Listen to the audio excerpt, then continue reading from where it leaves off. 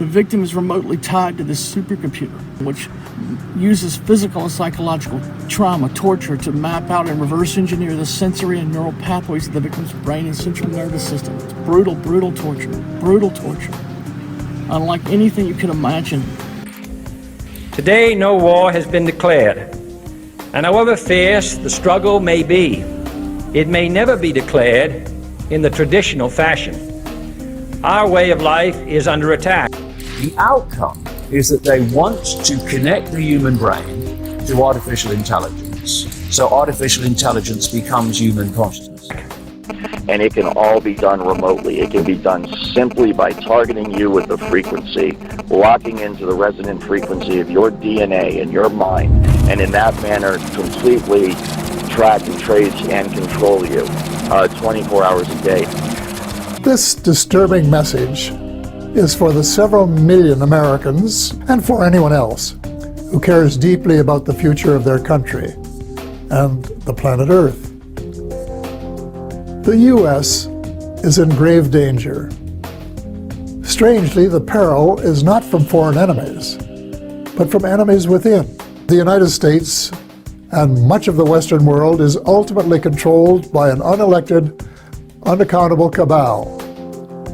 Its apex is the banking and financial cartel, followed by the oil cartel, the CEOs of the largest and most powerful transnational corporations, major intelligence agencies, including the CIA, the FBI, and the NSA, and a major slice of the U.S. military.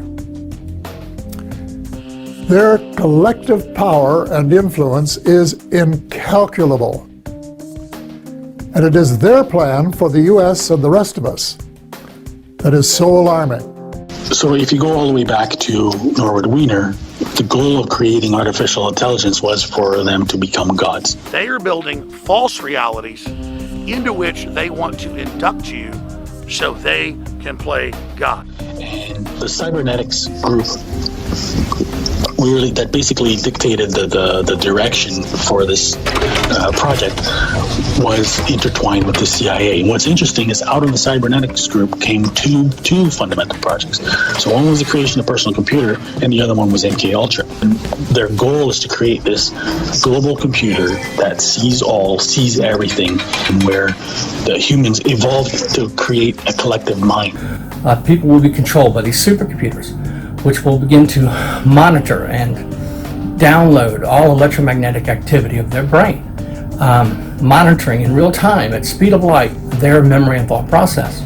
The connections will start to be made between artificial intelligence and the human brain.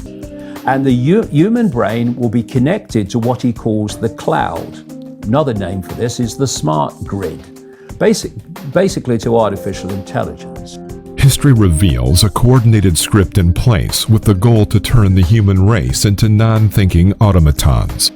The DNA resonance frequency allows for a bidirectional link between the brain of the target and the supercomputer. This allows the supercomputer to create a cognitive model or digital twin copy of a person's brain. It is called a digital twin, and it represents a new era in simulation, a new world of predictability, a promising new tool for engineering the future.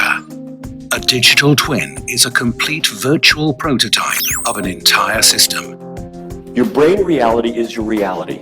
And if in fact I can import information into that brain and take outputs from that brain and link that to an avatar so that brain thinks that it's embodied, moving in the world and experiencing the world, can we do this?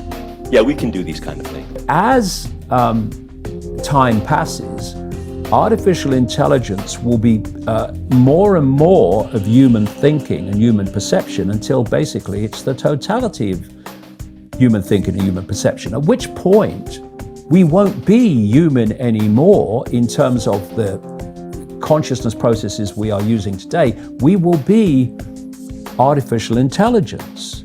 And this is the assimilation I'm talking about. A direct link between a targeted individual and their digital avatar exists so that everything that occurs in the real world also occurs in the supercomputer simulation and vice versa. By manipulating the digital avatar in the computer simulation, a person's thoughts, beliefs, perceptions, and behavior are manipulated in the real world. This gives the shadow government the power of gods. And this is the assimilation I'm talking about. And the point is that if you are connecting the human mind to a grid, a global technological grid, that grid can be centrally controlled. It will take at the center point very, very few people to run it, and even fewer to decide how it's run. You can't negotiate with a computer. You can't compromise with a computer. You can't surrender to a computer. The computer will continue to do what it's programmed to do. This is remote mind control. 21st century MK Ultra. This is not a conspiracy theory. This is not a joke. This is the real-life matrix. They are building false realities into which they want to induct you so they can play God.